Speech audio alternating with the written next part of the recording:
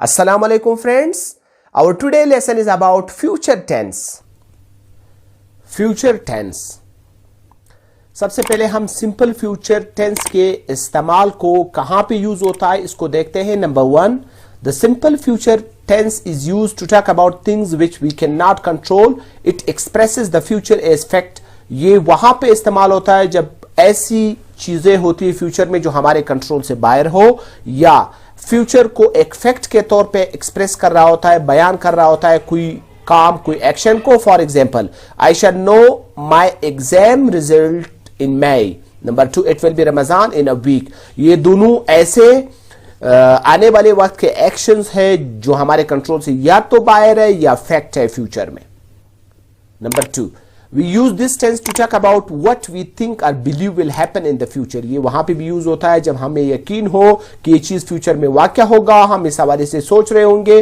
For example, we think Pakistan will win the match. Number 2, I am sure Ali will get first position. इन दोनों sentences में पाकिस्तान के match जीतने और अली की first position हासिल करने की एक बिलीफ है, यकीन है. सिंपल फ्यूचर टेंस का यूज हुआ. Future continuous tense. Number 1, we use the future continuous tense to talk about actions which will be in progress at a time in future. ये उस एक्शन के लिए इस्तेमाल होता है जो एक खास वक्त में, फ्यूचर में आने वाले वक्त में वो प्रोग्रेस में होता है वो action. For example, I suppose it will be raining when we start. Number 2, this time tomorrow I shall be playing hockey. इन दोनों सेंटेंसेस में फ्यूचर में एक टाइम पे एक्शन प्रोग्रेस में है. Number 2, we also use this tense to talk about actions in the future which are already planned or which are expected to happen in the normal course of things. वो actions जो already planned है, पहले से ही वो planned है या तवक्को होती है कि वो एक नॉर्मल कोर्स ऑफ थिंग में वो वाक़ होंगे मुस्तकबिल में, वहां पे भी फ्यूचर कंटिन्यूअस टेंस का इस्तेमाल होता है. For example, I will be staying here till Monday. Number 2, the doctor will be coming soon.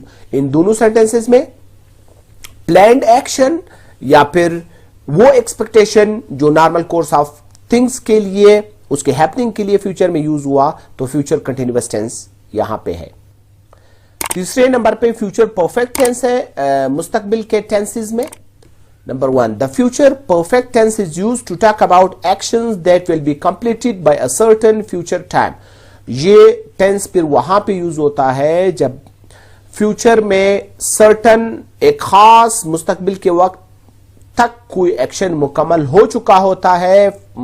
For example, I shall have called you by then. Number 2, he will have left before you reach there.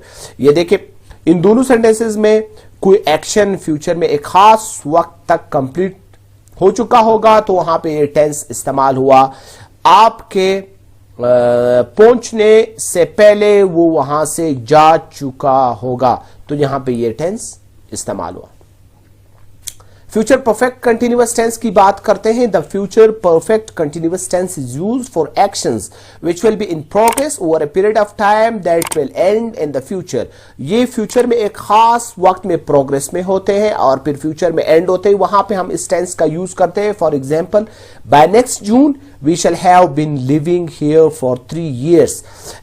जून भी next है, आने वाले जमाने में है, और फिर एक वो एक्शन जो कि इन प्रोग्रेस है over a period of time, उसके हवाले से इस फ्यूचर परफेक्ट कंटिन्यूअस टेंस को इस सेंटेंस में यूज किया गया है.